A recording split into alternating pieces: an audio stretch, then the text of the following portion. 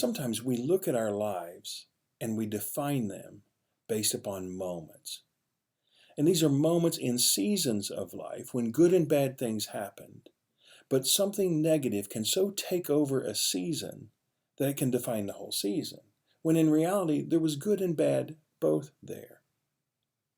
Any given season of life has good and bad moments. And I've noticed that if we look back at our life and we look at only the good things and we try to say, well, this was good, this was okay, the negative things that happened, our own failures or hurt or rejection or loss, don't go away. They're like always in the periphery of even the best seasons of our life, and they haunt us. But the opposite is not true. If we look back at our life and we try to focus on, if we focus on the negative, the good moments, those don't hang around. And we can have a tendency to define an entire season based upon a moment or a thing that happened. And you add up enough of those, and you can find that to be an evaluation of your life that can be very, very negative. King David had good moments and he had bad moments.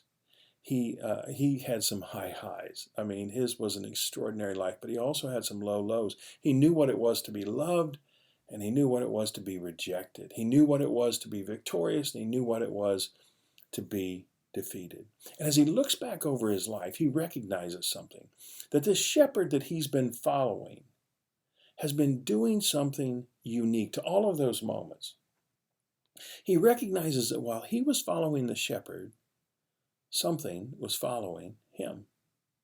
And so he wrote, "The Lord is my shepherd, I shall not want. He maketh me to lie down in green pastures. He leads me beside quiet waters. He restores my soul. He guides me in paths of righteousness for his name's sake. And even though I walk through the valley of the shadow of death, I will fear no evil, for he's with me. His rod and his staff will comfort me. He prepares a table for me in the presence of mine enemies. He anoints my head with oil. My cup overflows. Surely goodness and mercy have followed me and will follow me all the days of my life." They're referred to as the guard dogs of the 23rd Psalm, goodness and mercy. As the shepherd leads the sheep, regardless of what the circumstances or situation are, regardless of whether the moments are good and bad, at the end of the day, woven into the fabric of David's life is goodness and mercy. When good things happen, it's a beautiful thing, but good things don't always happen, and so mercy shows up. And what does mercy call us to? Mercy calls us to goodness.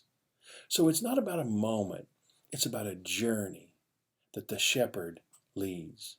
And the shepherd redeems. The thing about Jesus is that he redeems our past. Goodness and mercy can show up and make something that is bad in its own way. There's beauty to it. Maybe call it collateral beauty, but it's beautiful. It's a little bit what Paul meant, I think, when he said, all things work together for good. We serve a shepherd who's leading someplace. Don't let a bad moment define your life. Don't let a bad decision, don't let a fall, don't let a failure define your life. At the same point in time, don't look back and just try to focus on good and not recognize that there were others. When we look back, if we continue to follow this shepherd, I am thoroughly convinced that we're going to realize that in spite of everything on the journey, goodness and mercy were following us. I believe it to be true. God bless you. I'll see you next time.